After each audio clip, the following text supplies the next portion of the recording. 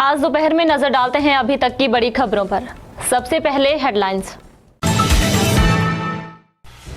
अब हमीरपुर के सिविल अस्पतालों में भी होंगे अल्ट्रासाउंड, महिलाओं बुजुर्गों को होगी सुविधा। जिस रास्ते पर भेज रहा गूगल मैप, वहां सड़क का नामो निशान तक नहीं। पालकवाह स्कूल में जुटे नन्हे वैज्ञानिक, 55 स्कूलों के 350 छात्रों ने दिखाई प्रतिभा। एक ही गांव की 3 बेटियां बनी नर्सिंग ऑफिसर, गांव भर में जश्न का माहौल।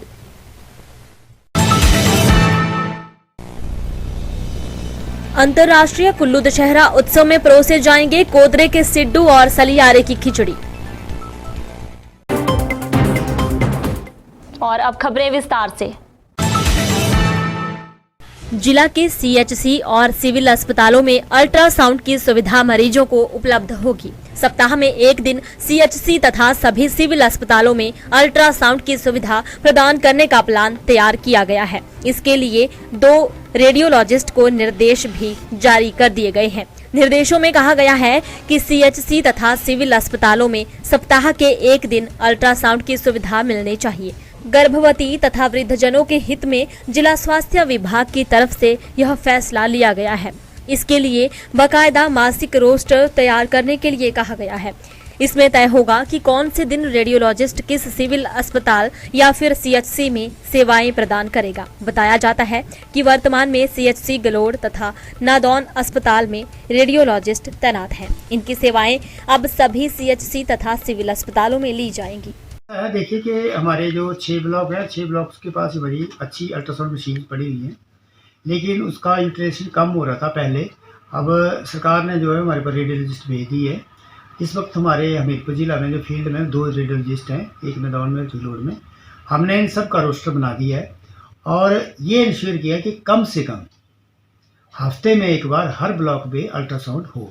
और उसमें प्राथमिकता जो हमारी गर्भवती महिला हैं, ये जो बुजुर्ग लोग हैं, एमरजेंसी उनको दी जाए पहले, ताकि गर्भवती महिला को हमें पर नहीं आना पड़े। उसका पूरा दिन लगता है, आने जाने की परेशानी होती है। तो ये हमारा कार्यक्रम जो है 1 महीने से हमने चला दिया है। इसके अलावा जैसे हमारे हेल्थ मेले हुए अभी 4 हमारे हेल्थ मेले हो चुके हैं और 2 हमारे सुजानपुरा टाउन देवी में, वहाँ भी हम स्पेशल एक अलग इसके अलावा अल्ट्रासाउंड का कैंप लगा रहे हैं। तो इस शनिवार को भी हमारा सुजानपुरा और गलोड़ लगेगा, वहाँ अल्ट्रासाउंड की जाएगी। और रोस्टर हमने बना दिया है पूरे ज़िले का, जिसमें कम से कम एक बार हर ब्लॉक में अल्ट्रासाउंड जो निरीक्षण उसके द्वारा किया जा रहा है। चंडीगढ़ मनाली राष्ट्रीय राजमार्ग पंडोह के लाल पुल बह जाने से पर्यटकों के लिए भी परेशानी का कारण बना हुआ है। अधिकांश पर्यटक गूगल मैप के सहारे अपने वाहनों के माध्यम से मनाली के सुंदर और रमणीक स्थलों के भ्रमण का आनंद लेने आ रहे हैं। जैसे ही पंडोह पहुंचते हैं तो गूगल मैप लाल पुल की लोकेशन दिखाता है। पर्यटक सीधे लाल पुल के टूटे हिस्से तक पहुंच जाते हैं। जब आगे ब्यास नदी दिखाई देती है तो परेशान हो जाते हैं। स्थानीय लोगों की मांग है कि यहाँ सड़क बंद है का बोर्ड लगाया जाए तो यह समस्या नहीं आएगी। इस संबंध में सहायक अभियंता लोक निर्माण विभाग प्रवीण तलवार ने बताया कि जल्द ही साइन बोर्ड। जी सर, आपका शुभ नाम? मैं कुलदीप ठाकुर जी। निवासी। तो जो हमारा चंडीगढ़ मनाली हाईवे है, यहाँ पर पंडोह से जो पुराना पुल हमारा लाल पुल गिर चुका है। मतलब गूगल मैप में जो है पुल Chandigarh Manali road Google map जो है कि नीचे वाले रोड को दर्शाता है। और जितने भी हमारे टूरिस्ट नीचे से यूपी, बिहार, एक दिल्ली कोई भी टूरिस्ट आता है, गूगल मैप के हिसाब से सीधा नीचे वाले रोड पे जाता है। और कभी पुल गिरने के कारण कभी भी कोई हादसा हो सकता है। तो हम चाहते हैं कि पीडब्ल्यूडी वाले विभाग वाले यहाँ पर कोई साइन बोर्ड लगाएं, जिससे जो कोई हादसा ना हो। राजकीय वरिष्ठ माध्यमिक विद्यालय पालकवाह में चल रहे 2 दिवसीय बाल विज्ञान मेले के दूसरे दिन विभिन्न वैज्ञानिक गतिविधियों का आयोजन किया गया। इसमें हरोली ब्लॉक के स्कूलों के नन्हे वैज्ञानिकों ने हिस्सा लेकर अपनी प्रतिभा का प्रदर्शन किया। विद्यालय के प्रधानाचार्य नरेश कुमार ने बताया कि इस 2 दिवसीय विज्ञान मेले में 55 स्कूलों के 350 विद्यार्थी हिस्सा ले रहे हैं और इसका समापन मुख्य अतिथि के रूप में समाज सेवी एवं पूर्व प्रधान संदीप अग्निहोत्री द्वारा विजेता प्रतिभागियों को पुरस्कृत कर किया जाएगा। हरोली ब्लॉक के 31st चिल्ड्रंस मंच कॉम्प्लेक्स, जिसका शुभारंभ कल मुकेश अग्निहोत्री जी उप मुख्यमंत्री हिमाचल प्रदेश द्वारा किया गया, जिसमें जो है वो विभिन्न प्रकार की प्रतियोगिता का आयोजन किया जा रहा है। जैसे क्यूज कंपटीशन जो कि 3 कैटेगरीज में होगी, जूनियर, सीनियर और सीनियर सेकेंडरी में। उसके बाद साइंस एक्टिविटी, उसमें भी जो वो तीनों कैटेगरी जो भाग ले रही हैं, जूनियर, सीनियर और सीनियर सेकेंडरी। मैथमेटिक्स ओलंपियाड, उसमें भी जूनियर, सीनियर और सीनियर सेकेंडरी रूलर्स जो है वो भाग ले रहे हैं। और तीसरे और जो हमारी चौथी इसमें इनोवेटिव साइंस मॉडल, जिसमें सीनियर और सीनियर सेकेंडरी के बच्चे जो वो हिस्सा ले रहे हैं। आज इसकी क्लोजिंग सेरेमनी है, तो जिसमें हमारे पूर्व प्रधान पालकवा व समाज सेवी श्री संदीप अग्निहोत्री जी बच्चों को जो है वो उसमें सम्मान देकर जो है वो सम्मान। जिला मुख्यालय के समीप ग्राम पंचायत कोठीपुरा के तहत गांव चांगर पलासनी की एक ही गांव की 3 बेटियां नर्सिंग ऑफिसर बनी हैं। ये तीनों होनहार बेटियां एम्स में अपनी सेवाएं देंगी। सुमन शर्मा एम्स दिल्ली, स्वाति शर्मा एम्स पटना बिहार व परीक्षा शर्मा एम्स ऋषिकेश उत्तराखंड में अपनी सेवाएं बतौर नर्सिंग ऑफिसर देंगी। इन बेटियों का चयन होने पर गांव में सादे सम्मान समारोह का आयोजन किया गया। इसमें बेटियों के अभिभावकों के अलावा अन्य स्थानीय लोगों ने भाग लिया। उधर ग्राम पंचायत कोठीपुरा के पूर्व प्रधान नंदलाल ठाकुर का कहना है कि गांव की 3 होनहार बेटियों ने एम्स में नर्सिंग ऑफिसर बनकर गांव का नाम चमकाया है, जिसके लिए तीनों बेटियां बधाई की पात्र हैं। नमस्कार सर, मेरा नाम परीक्षा शर्मा है। मैं चंग पलासनिया गांव की निवासी हूँ। जो मेरी नर्सिंग थी वो मैंने सर नर्सिंग इंस्टीट्यूट कुराली से करी थी, जो चंडीगढ़ के रोड पे पड़ता है। और मेरा जो नर्सिंग का स्ट्रगल था, फर्स्ट ऑफ मैंने सोचा नहीं था कि मैं नर्सिंग ऑफिसर के लिए प्रिपेयर करूँगी। फर्स्ट ऑफ ऑल मैंने जॉब करा 1.5 ईयर के बाद।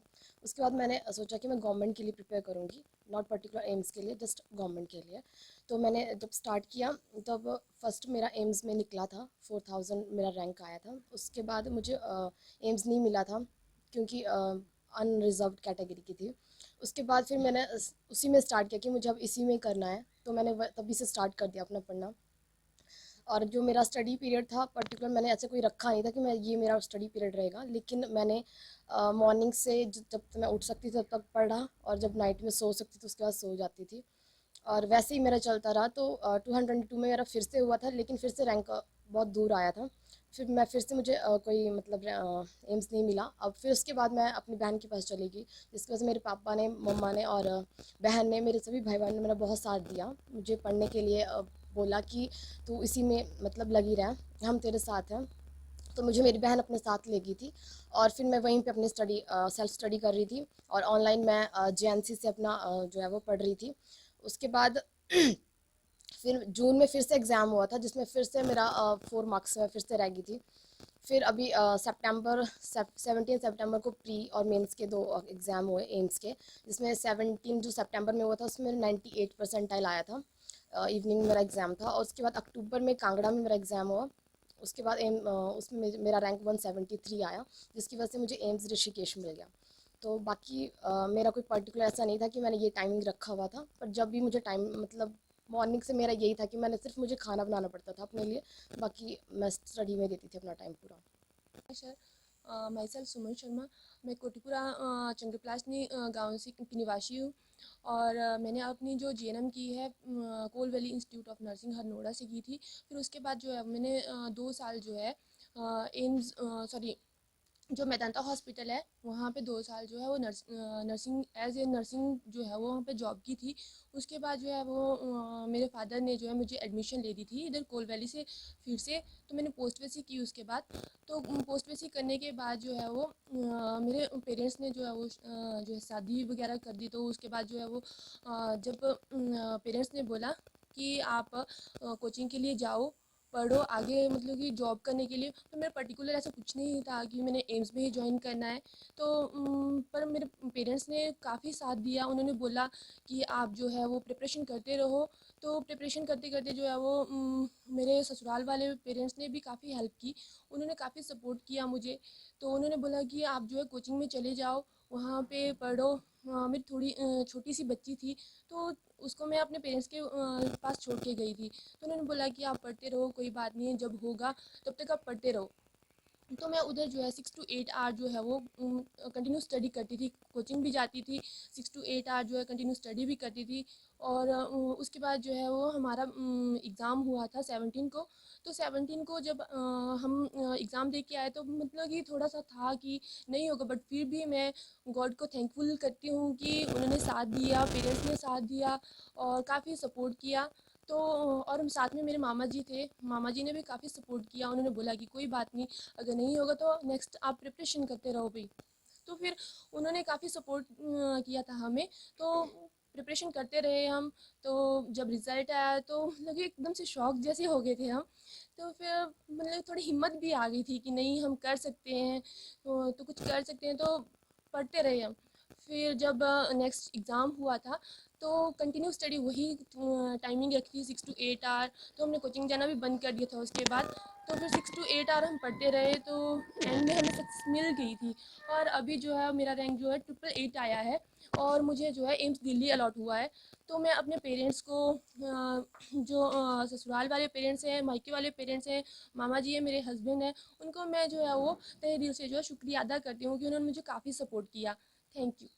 मेरा नाम स्वाति है और मैं कोटीपुरा चंद्र प्लासनी की निवासी हूँ। मैंने अपनी जो डिग्री है बीएससी नर्सिंग वो मैंने कोल वैली नर्सिंग संस्थान से की है। उसके बाद जब डिग्री कंप्लीट हुई 2020 में, उसके बाद मैंने सोचा नहीं था कि मैं ऐसे कोचिंग करूँगी। उसके बाद मैं चंडीगढ़ मोहाली में मैंने सुहाना हॉस्पिटल ज्वाइन कर लिया। आफ्टर 14 मंथ मैंने वहाँ पे अपनी सर्विस दी। उसके बाद मेरे पेरेंट्स ने भी बोला कि थोड़ा गवर्नमेंट के लिए अपना करो, तो फिर मैंने वहाँ से रिज़ाइन दे दिया। और मैं अभी जैन जो 2023 में यहाँ पे आ गई घर पे, और उस पर मैंने अपनी प्रेपरेशन स्टार्ट कर दी। उसके बाद मैंने JNC जोधपुर से कोचिंग ली, जहाँ से मैंने अभी 10th मंथ कंप्लीट हो गए वहाँ से कोचिंग लेते हुए। उसके बाद मैंने अभी जून में लास्ट टाइम नॉर्सेट दिया था, लेकिन उसमें मैं कुछ नंबर से रह गई। फिर मैंने फिर से प्रेपरेशन की, मेरे पेरेंट्स का पूरा सपोर्ट था कि आप करो, हो जाएगा। तो फिर मैंने वो करना स्टार्ट कर दिया। और उसके बाद फिर मैंने भी 17 सितंबर को पेपर दिया, तो वो फिर वो हो गया, उसमें मेरे 98.5% आए, तो वो मेरा प्री हो गया। उसके बाद फिर मैंने प्रेपरेशन फिर से स्टार्ट कर दी मेन के लिए, और मेरा मेन कांगड़ा में था, तो मैंने वहाँ पे मेंस दिया अपना। और उसके बाद फिर वो रिज़ल्ट आया, अभी 12 अक्टूबर को रिज़ल्ट हुआ।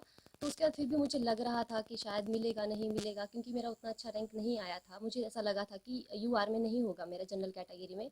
बट पेरेंट्स बोलते रहे कि शायद हो सकता है, आप फिर से प्रेपरेशन रखो, कोई बात नहीं, नेक्स्ट ईयर फिर से आ जाएगा, आप करो। फिर उसके बाद अभी जब रिज़ल्ट आया कुछ टाइम पहले 17 अक्टूबर को, तो फिर मेरे को एम्स पटना अलॉट हुआ, और मैं अभी वहाँ पे सर्विस करूँगी। तो बस यही है मेरी journey. Thank you so much.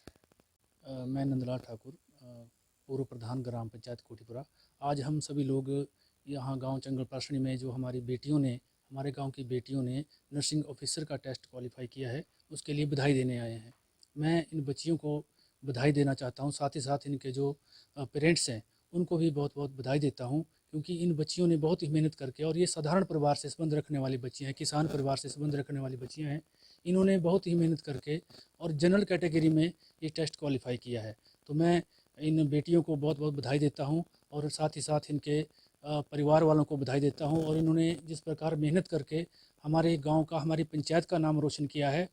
और दूसरी बात मैं और कहना चाहूँगी, इन बच्चियों से दूसरे हमारे बच्चे हैं, युवा बच्चे हैं, उनको भी प्रेरणा मिलती है। तो मैं दोबारा एक बार पुनः इन बेटियों को बधाई देता हूँ, और इनके परिवार वालों को, जिन्होंने इतनी मेहनत, इतने अच्छे संस्कार इन बच्चों को दिए। और आज ये आज दोपहर में अभी तक के लिए इतना ही। देखते रहिए दिव्य हिमाचल TV।